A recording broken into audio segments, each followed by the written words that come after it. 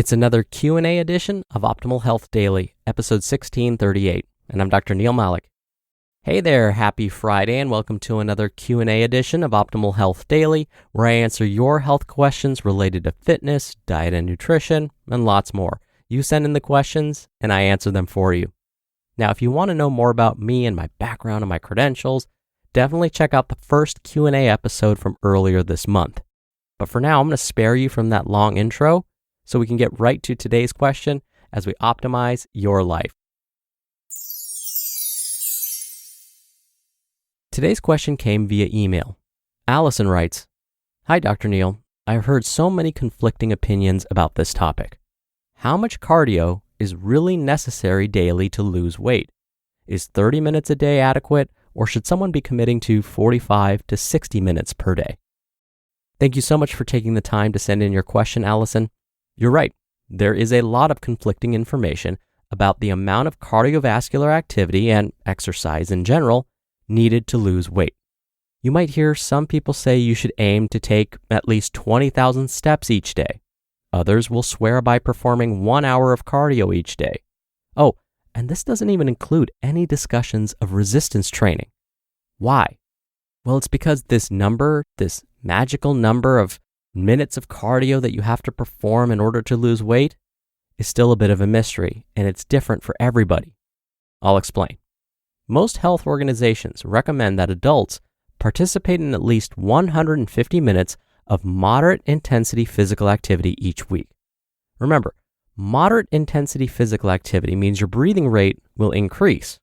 What ends up happening is you can have a conversation, but you're breathing heavy. So if you were asked to break into a song, you wouldn't be able to. So for most, moderate intensity would be something like a brisk walk or a light jog.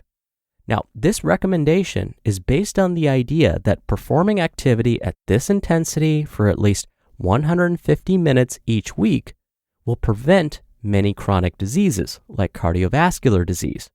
But this doesn't necessarily mean that following these guidelines will automatically lead to weight loss.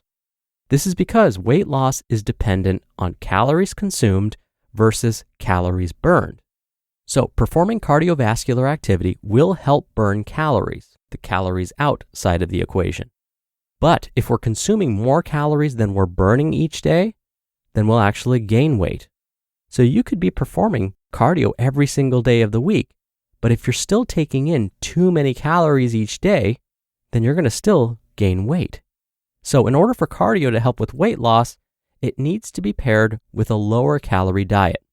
Then, after adding up the calories burned throughout the day and making sure it's more than the calories consumed, that will eventually help with weight loss.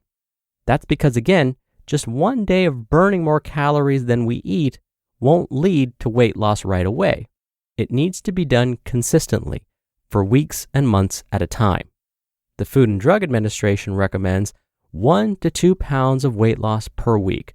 That's what's considered safe. Safe means we don't throw off our electrolyte balance. If we lose weight too quickly, we're going to lose a lot of water weight, and water and electrolytes go hand in hand, like we learned about earlier this week.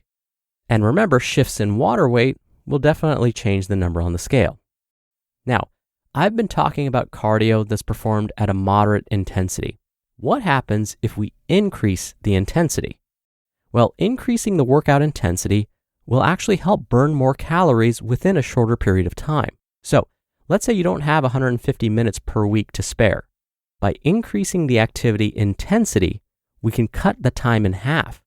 So instead of 150 minutes per week, we can cut that time down to 75 minutes per week.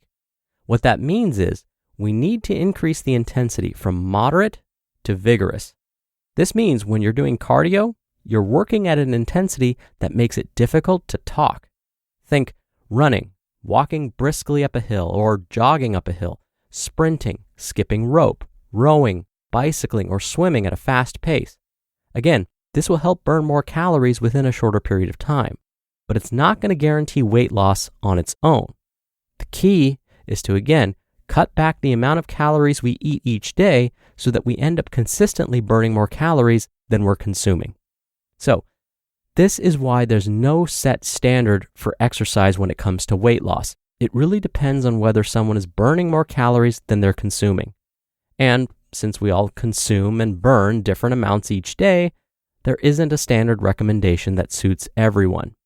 But the bottom line is, if you can participate in structured cardiovascular activity most days of the week while staying in a slight calorie deficit, the weight will likely come off slowly over time, which is exactly what we want. And if you can incorporate some resistance training a couple of days a week too, that's going to help even more. Finding and booking a doctor who's right for you doesn't need to be a terrible experience. Will they take your insurance, understand your needs, or be available when you can see them?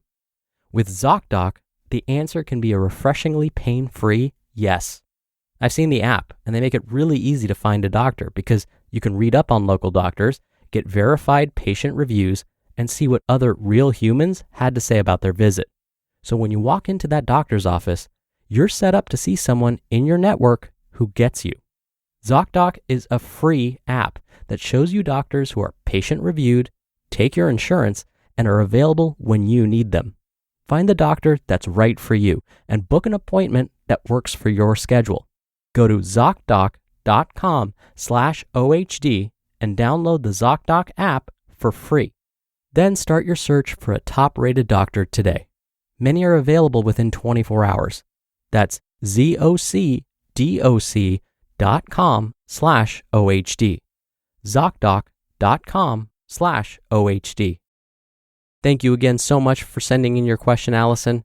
Now, if you want your question answered right here on the show, send one in. Remember, you can email one to health@oldpodcast.com. Or if you want to send in an audio question, come by oldpodcast.com/ask to record your question straight from your computer. Or you can do it the old-fashioned way and call in your question. The number is 61 I love OHD. All right, thank you so much for listening every day. Thank you for listening all the way through. Thank you for sharing this show with someone. I hope you have a great start to your holiday weekend if you're in the US, and I'll see you back here tomorrow where your optimal life awaits.